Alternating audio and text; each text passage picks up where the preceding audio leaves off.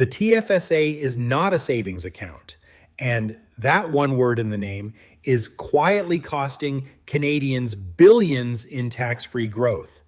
So what is a TFSA actually? I'll give you the plain English answer in the next few minutes. Plus the one withdrawal rule that nearly stuck me with a penalty worse than credit card interest.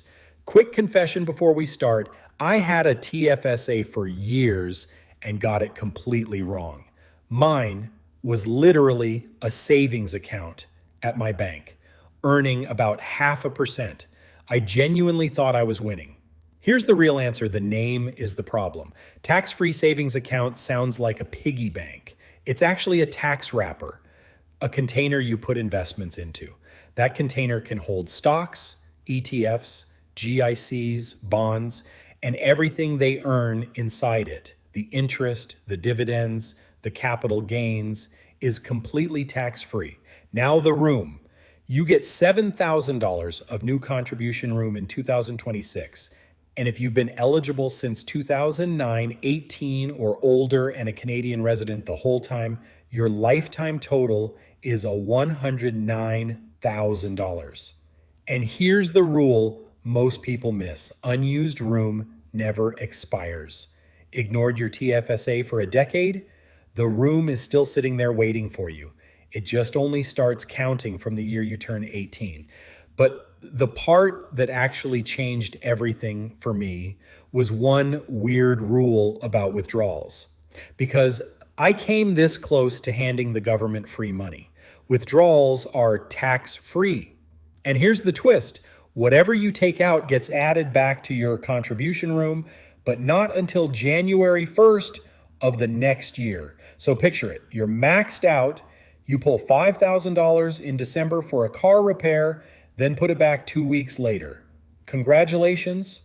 You are now $5,000 over your limit. The penalty is 1% per month on the excess. Annualized, that's 12%. Most credit cards would blush. The fix is simple.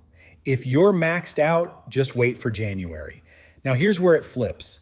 Because honestly, the withdrawal rule is trivia. The real money is in what you actually put inside the wrapper.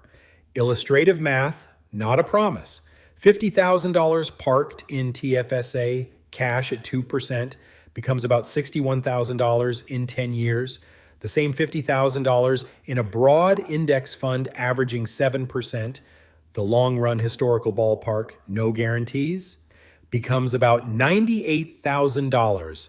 Same wrapper, a $37,000 gap. Quick sanity check against the RRSP. The TFSA gives you no tax deduction today, but withdrawals are tax-free forever. The RRSP is the mirror image. Deduction now, taxed on the way out. High income? The RRSP gets interesting just starting out. For most people, TFSA first. So here's where I've landed after getting it wrong for years. The TFSA is the best first home for most Canadians' long-term money. Use it for growth, not just parking. Emergency fund in cash? Totally fine. Just make it a choice, not an accident like mine was. So be honest, what's in your TFSA right now, cash or investments? Drop it in the comments. I'm genuinely curious. Next question is RRSP versus TFSA. Which one to max first? That video's right here. Subscribe if plain English Canadian money talk is your thing. And of course, not financial advice, just what I wish I'd known.